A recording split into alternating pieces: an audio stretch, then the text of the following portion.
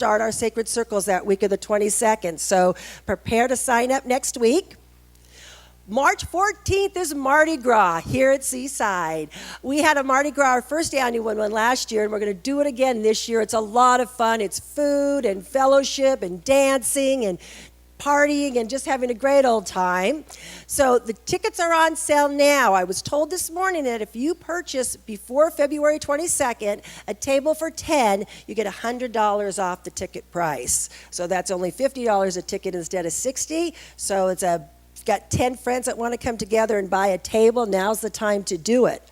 Also, we're having something that's going along with Mardi Gras. We're doing a Seaside art banners, an art banner project. It's similar to the Encinitas Alive, Arts Alive that Encinitas does. We have 40 banners. We're inviting artists from inside Seaside and outside Seaside to create banners. They're 8 feet long by 2 feet wide, all Mardi Gras themed.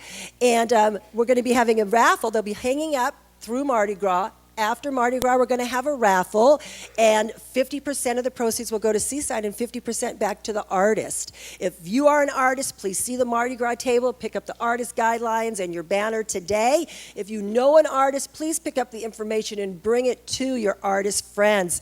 Everything needs to be back in by March 2nd, so now's the time to start working on that. So that's a fun new thing we're doing. This Wednesday evening, we have the Going Within service with Reverend Lori Mack. Her talk is Return to Love. Today at 3:30, we're going to be having a memorial service for George Burmeister. Many of you know George. He made his transition a few weeks ago. The service will not be here. It's going to be at his home where they live. They have a clubhouse, and the directions are on the front of Inside Seaside if you'd like to attend. That's at 3:30 today. But before that, after service, we want you to stay and go to Cafe on Lake. They have prepared some wonderful sweet potato and black bean tacos, as well as some carnitas tacos and all the trimmings. And then we have Michael Paul Smith doing his Paul Robeson tribute, and Dee Seidel is going to come up and tell us all about that.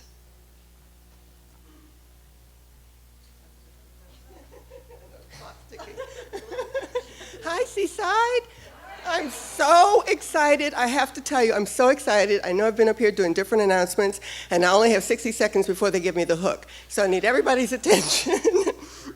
Michael Paul Smith, I've known for 30 years, from when I first met him in the choir at Founders Church Religious Science in Los Angeles. You have no idea. I mean, I know many of you have heard him sing before, but I have to tell you, today's concert that he's doing at 1:30 as a tribute to Paul Robeson is huge. And it's not just because it's Black History Month, but because Paul Robeson stood for human rights and civil rights. And Michael Paul wanted to bring this here not only just to entertain us, but also we're hoping to give an opportunity to educate people, really, because there's been a lot of misperceptions. So I encourage you to stay here for Cafe on the Lake. It's a love offering. There's no set ticket price, but hopefully you've got a lot of love to give today. So thank you so much. Just please be here. You won't regret it. Thank you. Thank you, G. And you're going to get to hear Michael Paul in just a few minutes. So with that, would you just please stand and greet your neighbor, and please remain standing for the congregational song.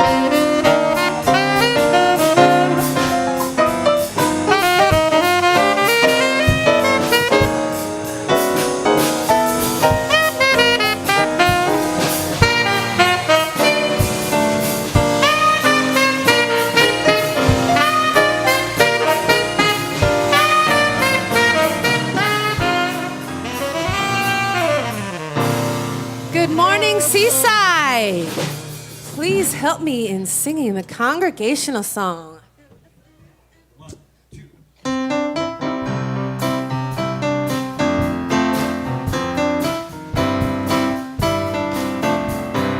I feel the Spirit moving in me.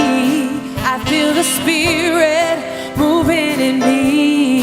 I feel the Spirit moving in me.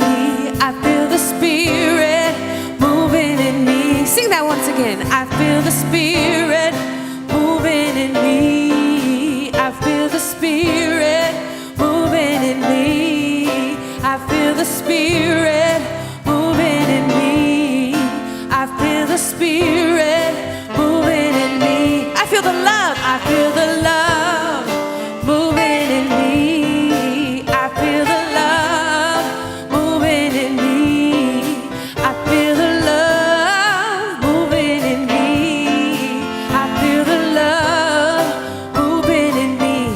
the joy. I feel the joy moving in me.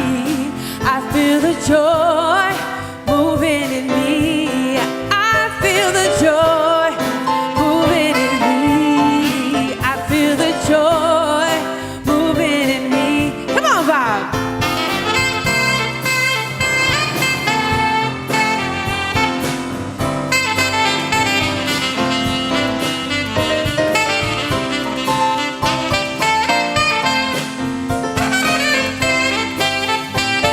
Do it again, Bob. Come on.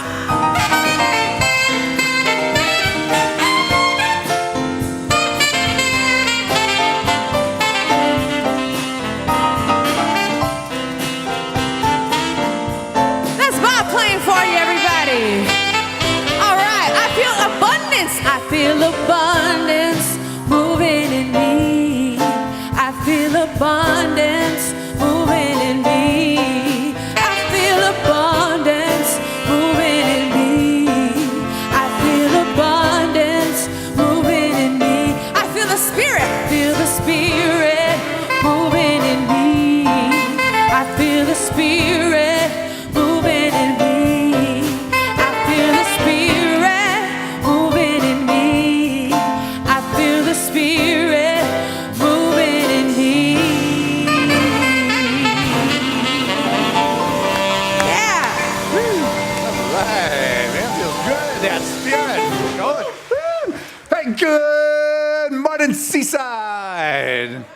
Oh, what a joy it is to be with you and feel the spirit moving in me, moving in you, moving in Seaside is the spirit that we are in today. It's very exciting. It is an exciting day. We got Michael Paul doing that Paul Robeson tribute.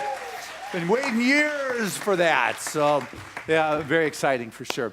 And I just want to welcome anybody who may be here for the first time. Your presence makes a profound difference as to what this morning is. So excited to see what morning is. We have a wonderful practitioner taking us to a deep level to really launch us into that place. And that is the master practitioner of Sharon De Leon.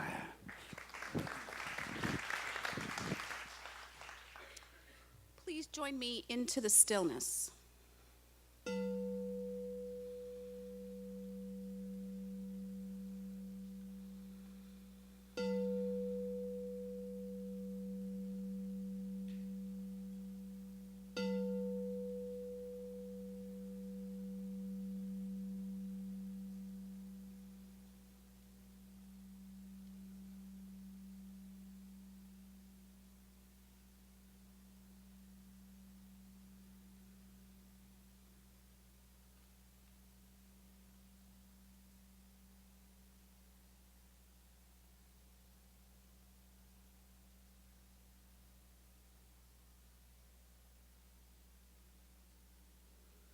And so it's from this place of stillness, this place of oneness, that I can begin to remember, and I can begin to recognize that there is a power, a presence at the very center of my life, the very center of all of life, for it is life itself.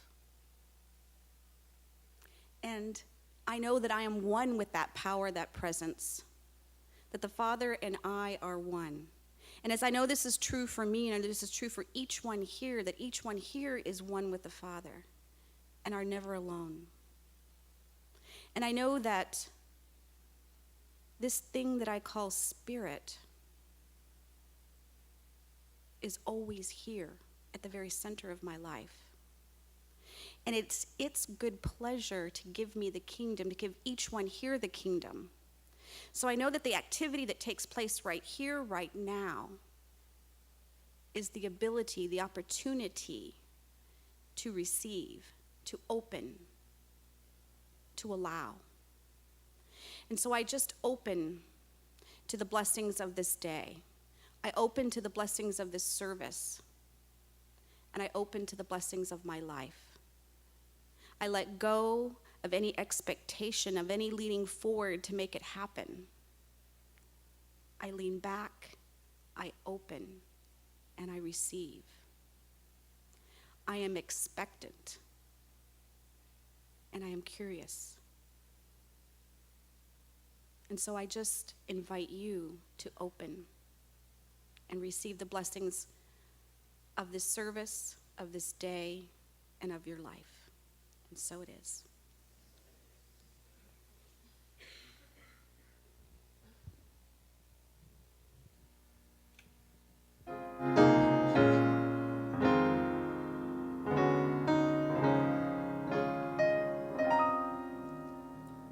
Blessings and grace, love overflowing, joy in this place. Spirit is showing blessings and grace. Mind, body, soul, and I am one with God. Blessings and grace, love overflowing, joy in this place. Spirit is showing blessings and grace. Mind, body, soul, and I am one with God. Blessings and grace, love overflowing, joy in this place. Spirit is showing blessings and grace. Mind, body, soul, and I am one with God.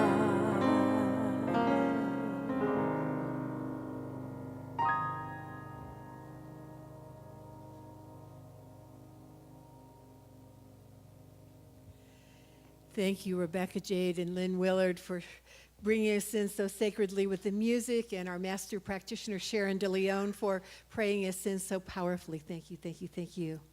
Good morning. I'm Reverend Christina Tillotson, and it's my honor to again welcome you to Seaside Center for Spiritual Living, especially if this is your first time here. Thank you so much for sharing your light and your love with us. On your way out, we have a table in the back where you can get a bag full of goodies and coupons for the bookstore and all that sort of thing to show how much we appreciate that you came here to share your light with us here today in this spiritual community that is part of a larger spiritual community called Centers for Spiritual Living in Golden, Colorado, whose vision is to awaken humanity to its spiritual magnificence, and whose mission is a world that works for everyone. So if you're in alignment with that, you are in the right place.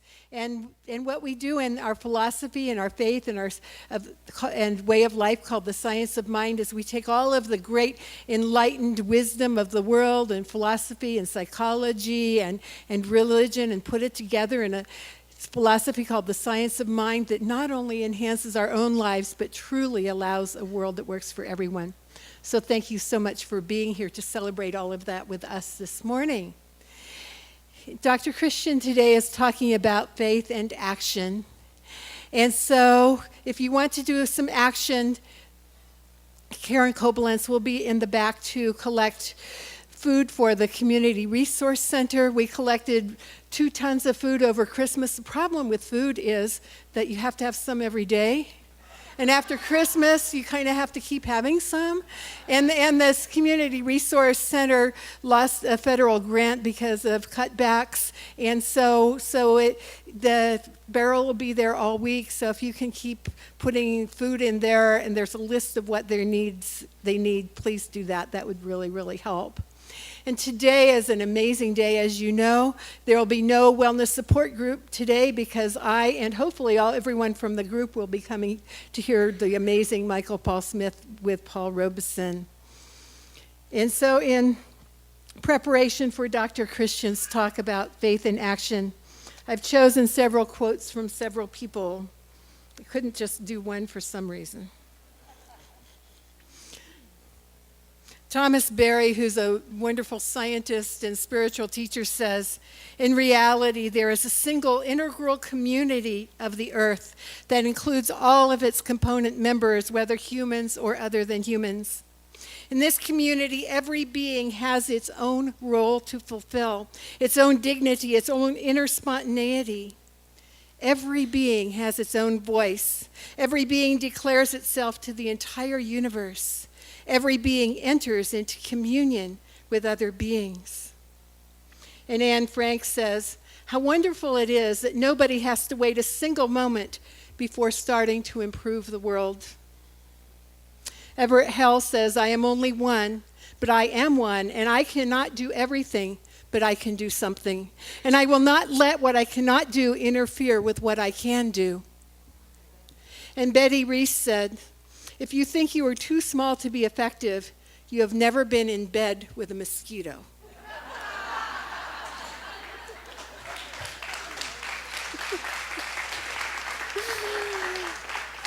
So let's take these ideas of faith and action into prayer.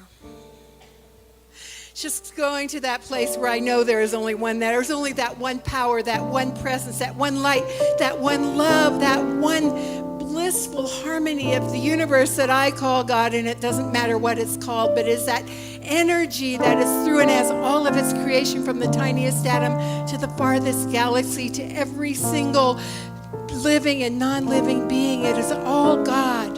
This whole universe and all universes are an expression of that light and that love and that perfection and that bliss and that guidance and that divine right action of spirit. And I know that I am that, a perfect expression of that one, and everyone here is that. A perfect expression of that light and that love and that divine right action of spirit, because that divine right action of spirit actually allowed each one here to be manifested in human form. And so I am knowing for this sacred time together that that light and that love and that inspiration and that divine guidance of spirit flows through each one here, allowing each one to not only experience a higher level of faith, but taking that faith into action in each one's own life and the life of each one in this world. Truly, truly doing the part of Seaside to allow this amazing planet to be a better place. Truly surrounding this planet with the idea of awakening humanity to its spiritual magnificence and allowing a world that works for everyone, straight from the heart of each one here. And for this light, for this love, for this perfection, for this divine guidance, for this bliss of this sacred time together, I am so grateful as I release this word to the law, knowing that it is now done in perfect bliss and perfect knowing of the presence of God in perfect faith and in perfect action. And so it is. Amen. Good morning, Seaside. How y'all doing today? It's a great day to be here. It's my honor to introduce our guest artist for today. He's been here with us before. He's got a powerful, beautiful voice. As was already mentioned, he's going to be doing the Paul Robeson tribute this afternoon at 1:30. So if you can, please stick around. It should be an amazing concert, and you're going to learn some stuff along the way as well. So please stick around for that. He also has CDs for sale, so if you are moved by his music, please see him after the service. So without further ado, please help me welcome Michael Paul Smith.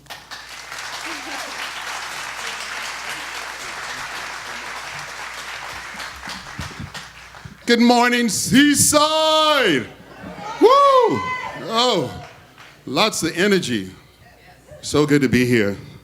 And Reverend Christian, I can't thank you enough for our relationship and your spiritual guidance over the years, and to know you is a wonderful thing. And the band, amazing band that's here. Give it up for the band once again. Holly, thank you for being here. I'm so grateful to see you.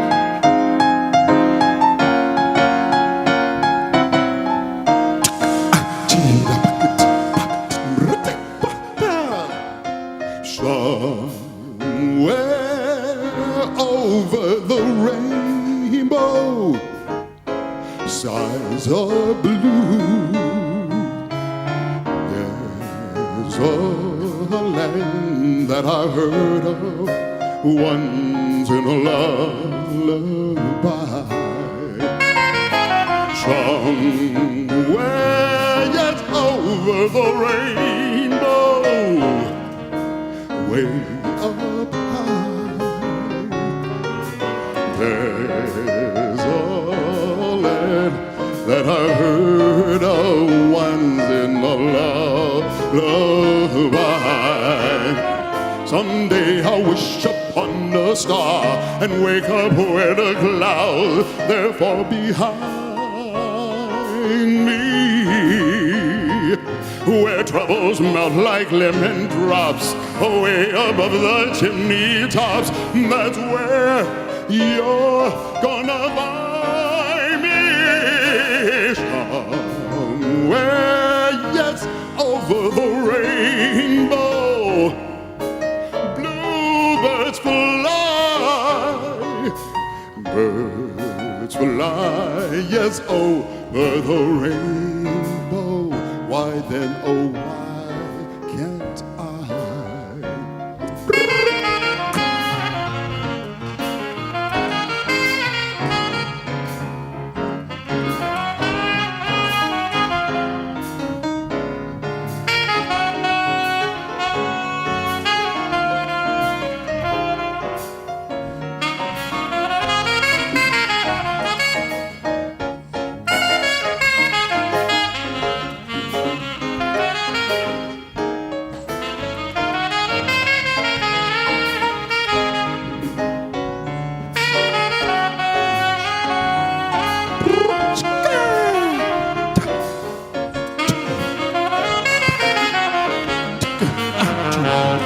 Someday I wish upon a star and wake up where the clouds, thank you, Bob, they're far behind me,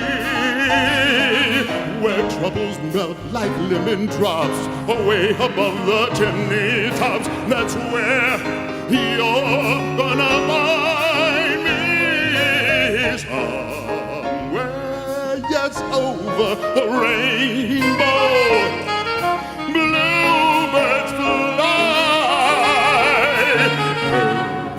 fly, yes, over the rainbow. Why then, oh, why can't I? If happy little bluebirds fly beyond the rainbow, oh, why can't I fly over the rainbow? Oh, why can't I fly over the rainbow?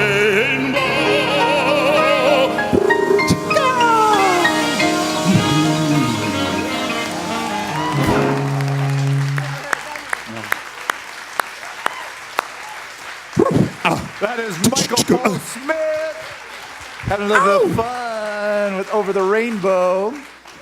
Hey, this is Rebecca Jade. Isn't she wonderful? Oh, wow. Here we go. Hey, this morning I am going to be talking about faith in action. So you've probably heard faith without works is dead, right? Yes, you've got to do something with this great vision that you have or this great idea. In religious science, we say pray and move your feet, right? Treat, move your feet is our saying there for sure. There's a saying that says pray to Allah and tie your camel up. Another one that says pray but row your boat away from the rocks. English saying is pray loudly, hammer stoutly. It's just you've got to get up off your meditation pillow and do something with that which you have seen in that inner kingdom.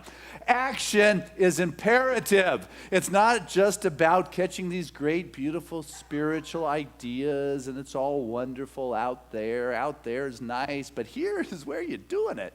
And so you want to be able to bring this faith into action in your life and in your world.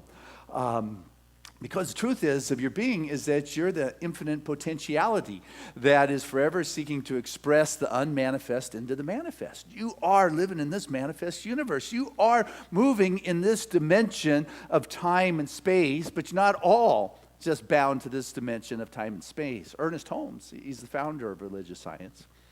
He said that there is a greater mind that is part of each of us that we can use. So it doesn't matter. It's neither whether it could never be too small or too grand because it is all. So listen, be receptive, and believe absolutely. Is that great? You're part of this greater mind. So what you want to do is listen. You got to believe. Absolutely, you got to believe. And then you get to take the action. And so that's where faith comes in. That's part of what the talk was. It's the faith. Faith is an idea that you have just so absolutely believed. You have this conviction around where there is no otherness. It is just so totally true. Faith, really what faith is, it's this elevated idea to a place of faith. An idea elevated to a place of faith creates substance. Right? Spiritual substance. Spiritual substance is the precursor to matter, to form, to manifestation. So an idea elevated to a place of faith is spiritual substance that will begin to take form in your life and will take that quantum birthright into expression in your world if you begin to believe that and act upon it. There's a fun story I just read in Roger Teal's book. Dr. Roger Teal, he's the minister of the Mile High Center of Spiritual Living, where 3,000 people on a Sunday. And he's got this new book called Living is a Joy. And he tells a story that comes out of a major newspaper of a man, an old man, who lived in the city. I mean, it wasn't the city when he started, but he had lived there for decades and decades. And the paper interviewed this guy. And he shared with the reporter that the sidewalk that was in front of his house at one point, after decades of living there, that sidewalk between the road and his house had just broken down. The cement had started disintegrating. The roots and weeds and trees were coming through the sidewalk. And one day he was out there taking a look at it and recognized that this is dangerous. People could hurt themselves. They can trip. There's holes in the sidewalk. And so right there in the spot, he prayed to God. He said, okay, God, you can do all things. You need to fix this sidewalk. It's your good pleasure to give us the kingdom. You do it, okay? He talked to him like a buddy. And then what he did is he took the action. He went into the house. He called his son and said, hey, bring your grandkids. I need you to get rid of this cement in my front yard. And so his kids came down with the grandkids, and they busted up that concrete or that cement. They hauled it away. Then they smoothed out the ground real neat, and they got some 2x4s by 8, and they laid out the long path for the sidewalk to be poured in front of his house. And then the guy, he said, okay, God, I did my part. Now it's your turn. And it was reported that a little more than a week later, a cement truck went racing down the street, and as it went to turn right around his corner, the weight in the barrel of the truck tipped it over. And it was going to be a while before the crane could pick him up, and they had to unload the cement before it hardened inside the barrel. And the old guy said, okay, I've been waiting for you right here. Pour that cement.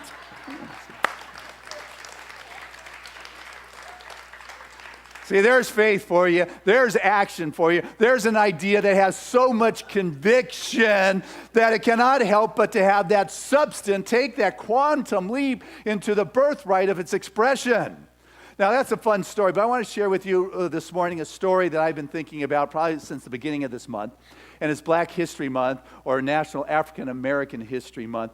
And it is a story that inspired me as a child. It is just one of those iconic American stories that is just soul-stirring. It's about Harriet Tubman, and her escapades are legendary. They get you sitting on the edge of your seat. Here is a lady between 1850 and 1860 who was responsible for freeing more slaves than any other individual at that time, and she was the one that was feared. There was this mythic stories that she would just evaporate into thin air, which wasn't the truth, but the truth was that she could lead people out of danger.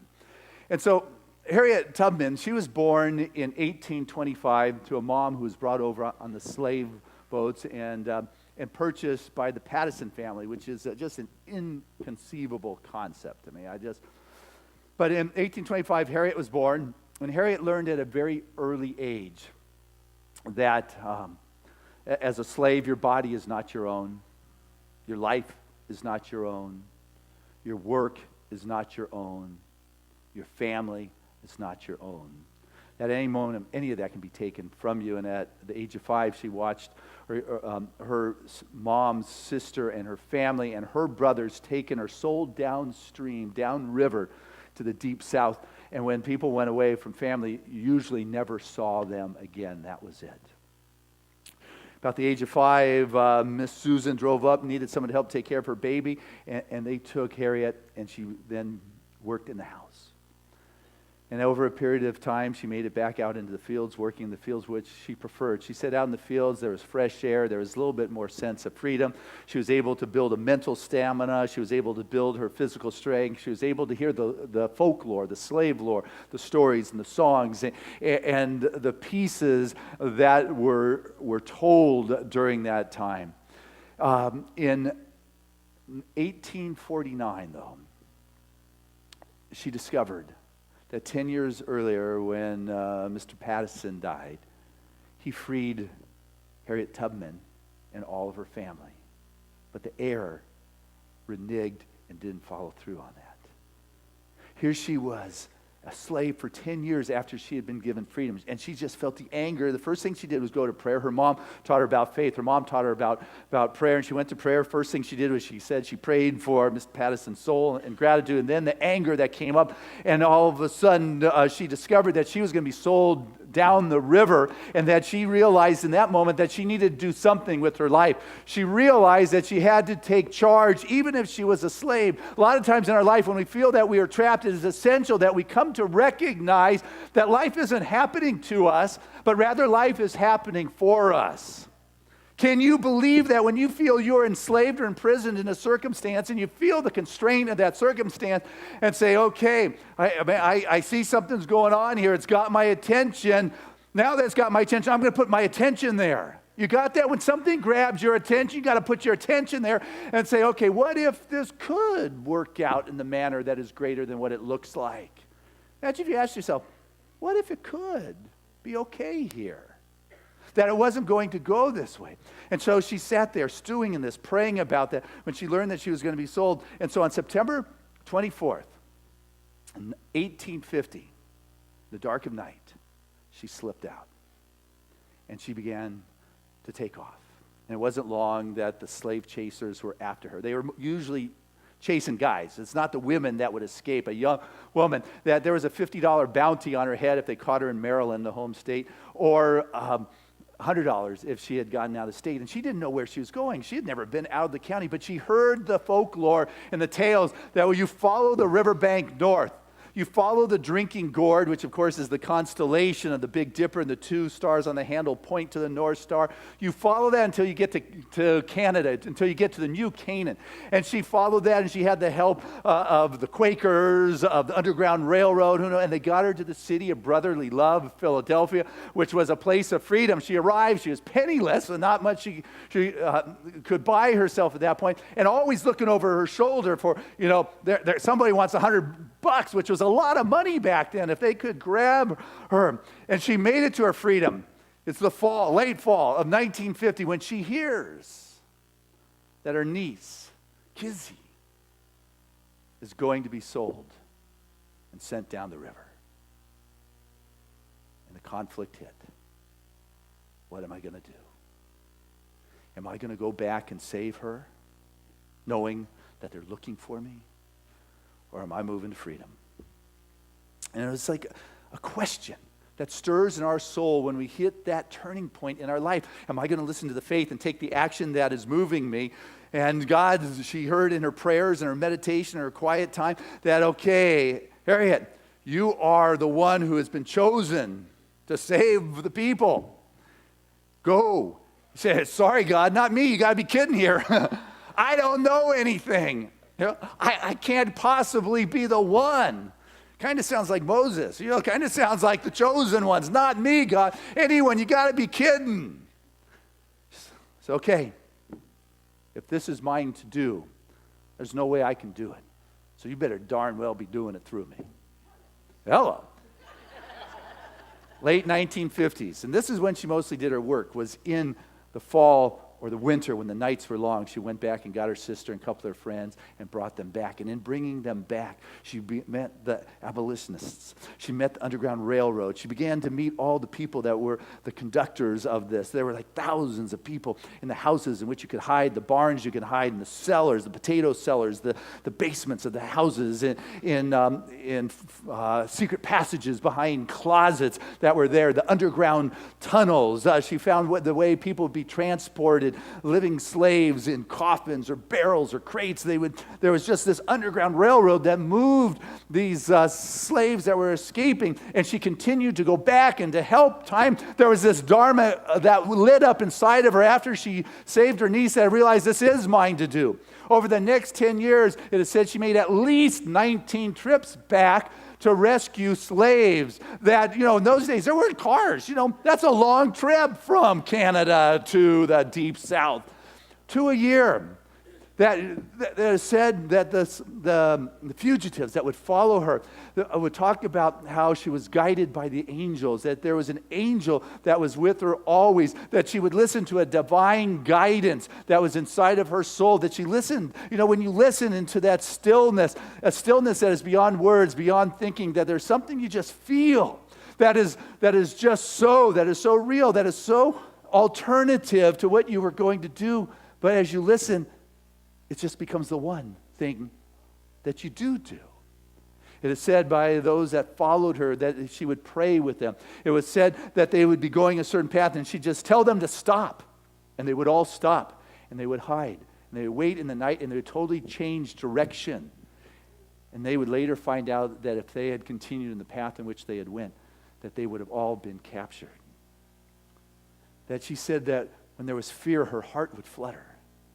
She would listen to this guidance, and the guidance comes not usually in this big, profound voice. It comes with, like, shrouded. It's like a cloud. It is obscured. It's like a lantern that only shows a little bit beyond your feet. You're not quite sure, but she learned to have a faith and the action that comes with following that faith and a deeper conviction, and time again, that she would continue to follow, and she would listen, and by the time the Civil War broke out, which was 1861. There was a bounty on her head. She was the most feared freer of the slaves. The bounty on her head during the Civil War was $40,000. That's a long ways from 50, which was a lot of money, to 40,000.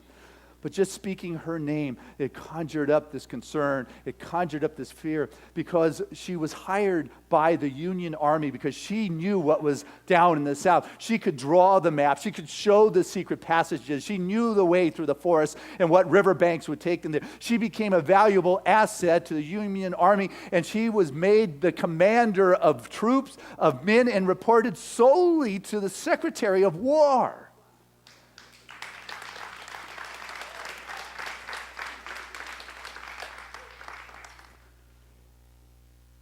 And she wasn't militarily educated. She listened solely to her gut, to a higher authority that came from within. She wasn't caught up in having to fit in to this 3D kind of world, but rather she was listening to something that was beyond the physical dimension. And too often people get caught up in saying, I need to look a certain way or behave a certain way or receive the kind of approval. They were cast off into life and told that, okay, now go make a living, go make it work. Not go follow your dharma, not go follow what turns you on and your passion that is in your soul.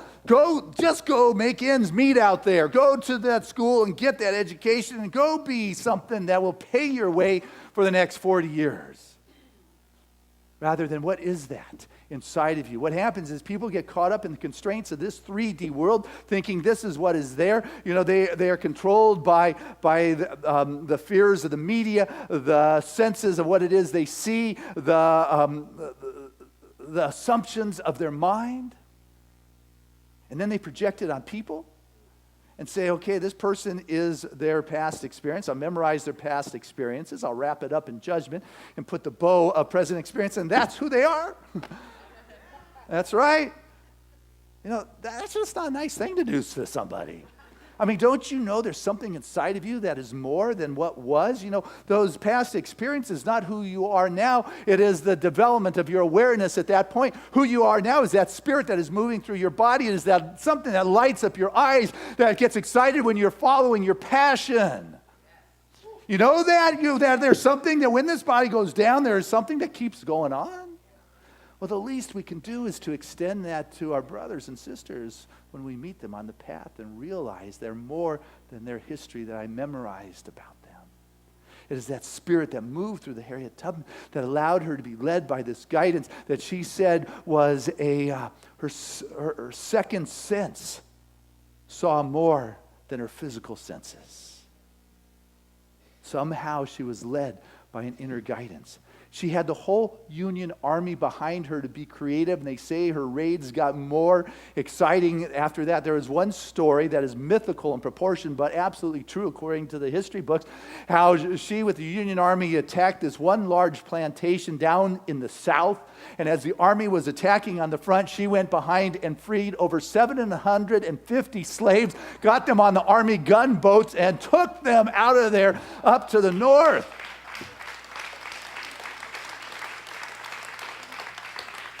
She was an inspiration of not only faith, but faith in action, which is really what is essential. And so when the war was over, this celebrated war hero, heading home after the war from Virginia on the train up to Auburn, New York, where she lived. She's heading home on the train and got to have the experience as the harbinger of the prejudices that were yet to come. Sitting there in her coach seat, the conductor comes in, violently rips her out of her seat, says he cannot possibly believe that a black woman could have soldier papers and be a commander, and threw her into the baggage compartment until they got to New York, our war hero. And to this day, she still has not been compensated for her service for the Army, which is one of the disgraces that has not yet been remedied. So things haven't fully changed. But she did dedicate her work to helping her brothers and sisters in New York. Finally, at the age of 85, started a home for the elderly. In 1904, she was introduced on the national stage of the women's suffrage by Susan B. Anthony as the woman who just led more out of slavery than any other individual. Could you imagine her compelling stories that she would talk about? Being behind the lines, being chased by dogs and soldiers and leading crews and being called commander and listening to the angels and just, and these men would follow her? She was called the modern day Joan of Arc. She was looked upon as the Moses who came to free her people. She would stand before the crowds and inspire them and say, when you're tired, keep going. Talk about faith and action. When you're hungry, keep going. When you want that taste of freedom, keep going. And keep going is what she did. She continues to be an inspirational legacy that inspires our culture to this day. But our culture is filled with them. You just listen to the stories like Duke Ellington. I love the one of the things he would say. He says, I just take the same energy I would use to pout and I write the blues. You get to decide how you are going to use it. Is life doing this to me? Or is it doing it for me in my world? Am I going to get caught up in this three-dimensional world that I need it resolved now? Or do I have a faith that I'm going to take the actions and trust the unfoldment of the substances not yet seen, but yet the substance is an ideal taken to the level of faith? There's a story of Theodore Johnson. And you may know this. He's got plenty of write-ups on him. But young guy, 1924, he started with this new company called United Postal Service. And he didn't really have any advanced education. He never progressed in the company any more than in personnel. His highest salary at the peak of his career was $14,000 a year after a lifetime of working with them. But what he did do, and it's just a wonderful example, is that he took 20% of his income and just put it away. That's what he did. No matter what bill came in his mailbox was not more important than that 20%. And we've heard about the compound interest in our life. Are you compounding the negativity? Are you compounding this is not fair? Are you compounding in your story so this is who people see you as someone who says, look what life is doing to me? Or are you allowing something to grow in your life?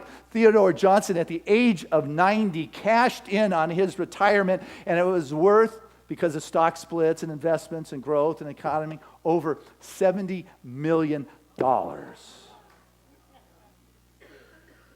See, our challenge is we want our good right now.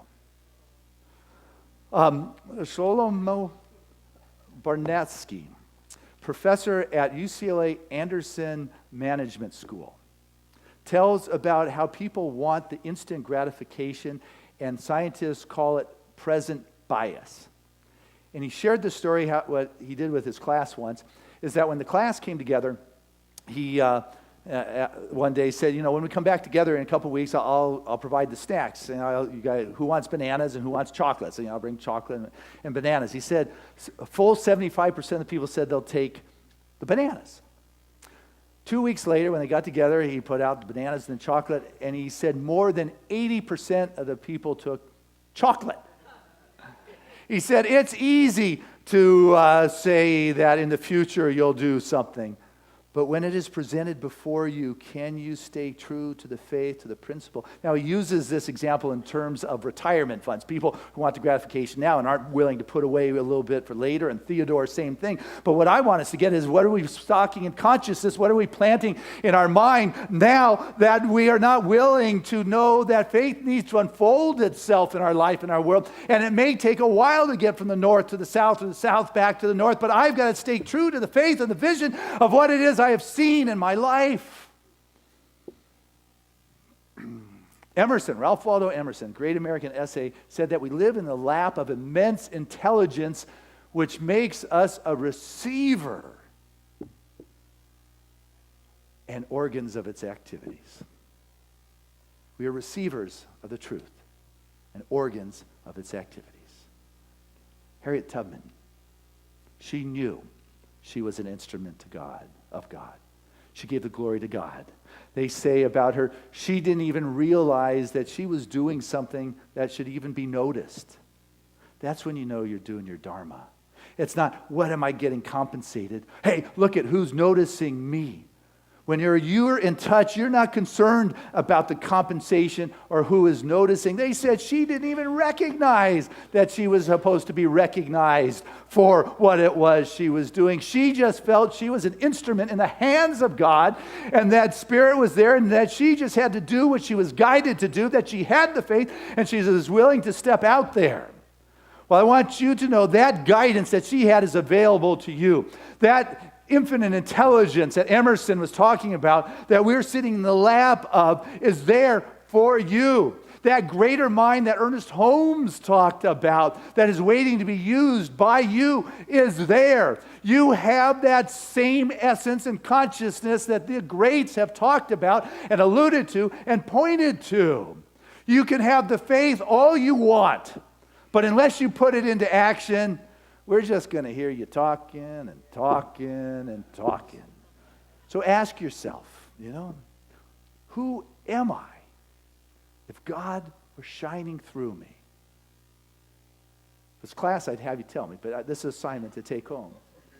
Who am I if I were to let God be God as me?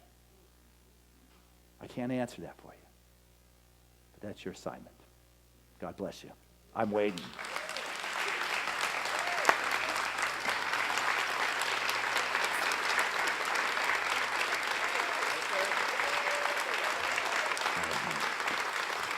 Hey, let's keep it going as we bring Michael Paul back to the stage.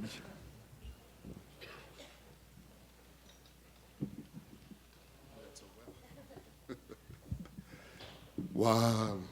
Man, I tell you. This song I selected for you is in tribute to the 50-year anniversary of the March on Selma. And particularly one figure that was a dominant figure in that whole occurrence was the Reverend Dr. Martin Luther King Jr. And this is rumored to be one of his favorite songs. So I hope you enjoy it. It's called If I Can Help Somebody.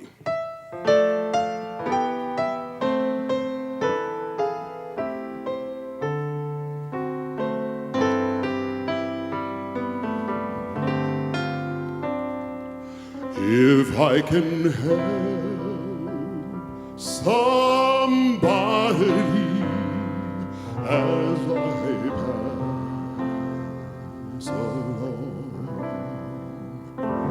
if I can cheer somebody with my words or song,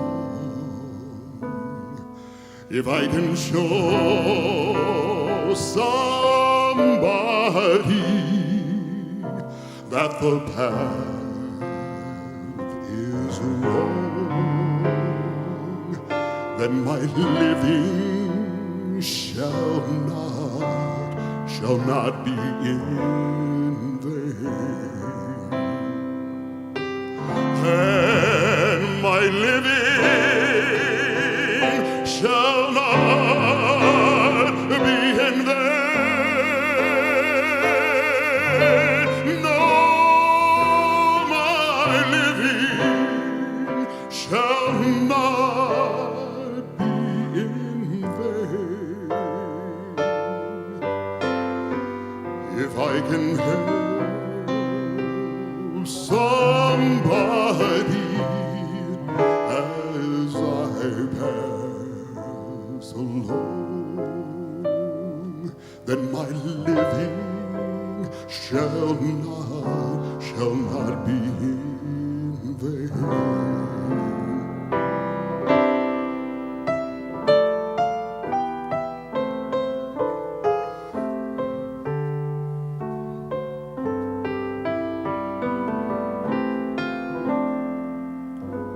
If I can do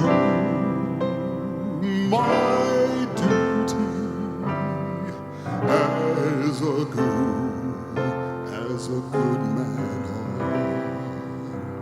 if I can bring back beauty to a world abroad, if I can spread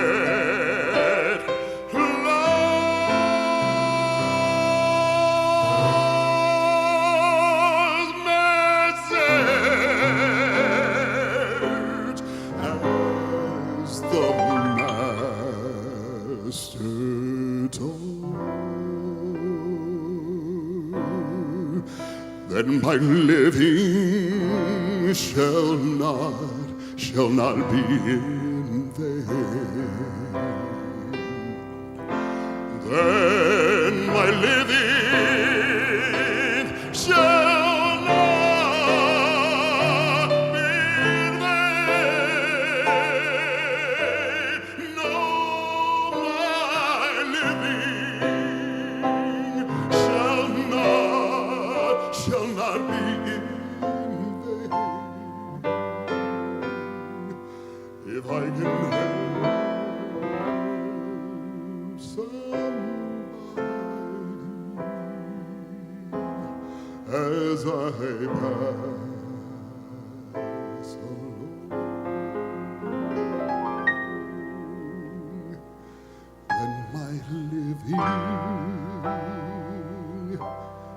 yes, my living, then my living shall not be in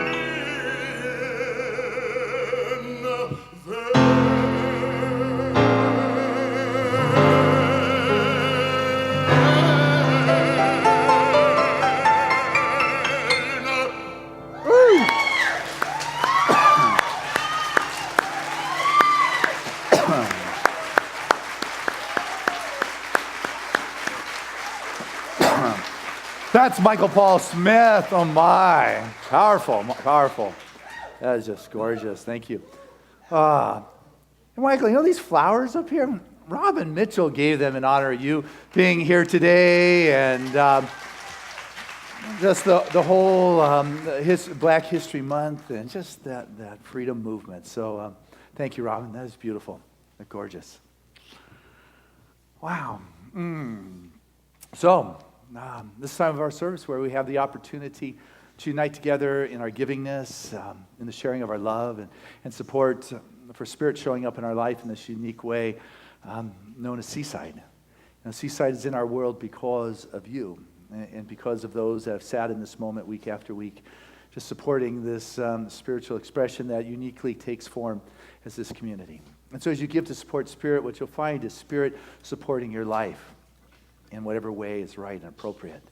You'll realize that life is not doing it to you, but rather life is doing it for you, through you, as you. You are that instrument through which Spirit expresses. And so you get to be the activity that God is having. You get to listen to your divine guidance and take the action. You begin to practice more than just words, but to be that wonderful flow of Spirit. You want to step up to the next level, then this is an opportunity to be that expression that will move you to the next level in your life. It's not your words, and it's not these concepts of the faith. It is just through your action that will move you to the next level in your life. So as you give, it comes back. It's not why you give, but that is how it works. If there aren't strings, there aren't expectations. It's just being in that place. So I invite you to look within your heart, within your soul, and your spirit, and give from there. Listen to the guidance of your spirit and say yes to that. And with that, I want to invite our ushers to come forward at this time and say thank you to this wonderful crew of individuals that step up and help with the support. And thank you to those that mail in your contributions when you can't be here on a Sunday. It's greatly appreciated, as well as those that remember us with the auto tithe, that regular systematic support from your world into Seaside. It is greatly appreciated. And so I share these words of gratitude with the most abundant and fluid and generous communities. Spiritual community. It's Seaside. It is a divine expression of Spirit that each of us truly is, and collectively there is a wave and there is a power that is making a difference, not only in this community, but within the collective consciousness of this nation and upon this planet. Together, the work that we do is profound and is real. And so as we pause at this time and just remember that which gives us that power and that ability to participate, that ability to move beyond the 3D world of form, the constraints of the fears, and open up to that life force that animates the body and the world in which we walk, we come to discover that which moves is abundant, it is rich, it is full. And so we feel that blessing that has touched down in our life, that has graced our world, and we take that with a sense of joy, and we allow it to continue to move forward because we are part of the stream of life. So we take that which has blessed us and send it forth and allow it to be a blessing in the world as it continues to move. And I say thank you, Father, Mother, God, for this opportunity to pause and to feel and to remember that infinite source that is inexhaustible, that is the source of being. And so I say thank you, Father, Mother, God, for this moment of realization of the divine expression of good. And so it is. Amen. Together, let us say our affirmation of abundance, which is, Spirit continues to bless my world. Gratefully, I live as the giving expression of Spirit, opening the floodgates of the affluent flow of greater good as my life now.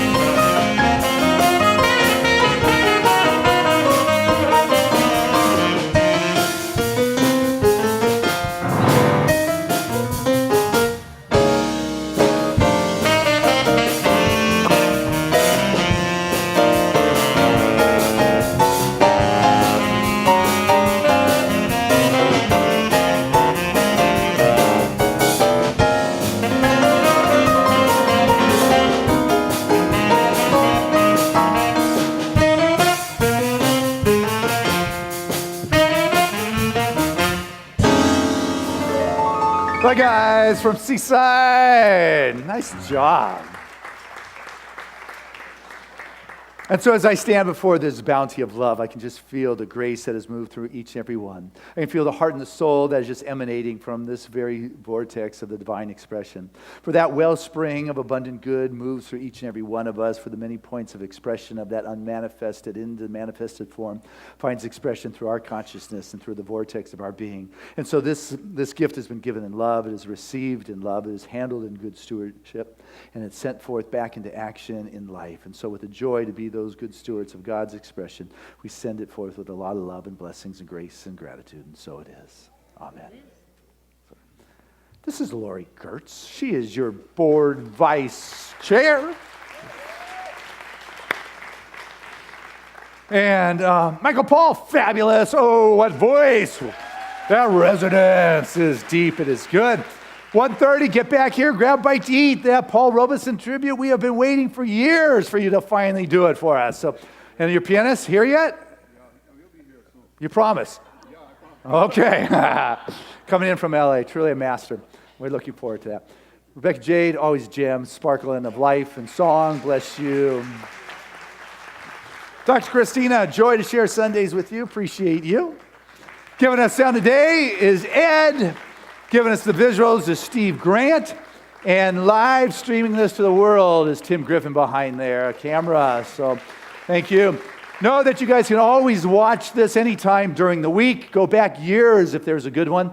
Or you can pick up today's CD and take it home and listen to it anytime you want in your car. And hey, there's a lot going on at Seaside, so always take a look at your Sunday program, see what's like going on this week. We got a wonderful class, Power Decision, that Ginny is starting up. Wonderful, masterful practitioner, teaches the Prac 2 students, Practitioner 2 students, gets them ready for licensing, making herself available to you for class. Or there's a Saturday workshop next week that she's doing on how to do spiritual mind treatment. So it's a great one to drop in on for a one day if you want. Or Rosedale next Sunday has got a wonderful workshop coming on up. So plan to stick around for Rosedale. It'll be powerful, impactful for sure. But I got to tell you what is special next Sunday. Plan to be here with your sweetheart at 10:20. Annually, meaning like every year, we do this very special renewal of vows, your vows of love to your sweetheart at 10:20, right? That's between like the 9 o'clock service and the 11 o'clock service. Bring your beloved, plan to be here. I'm going to share some sweet words. You're going to be able to look into their eyes and just pledge to your partner all those vows of love. Rebecca's going to sing and going to touch our hearts.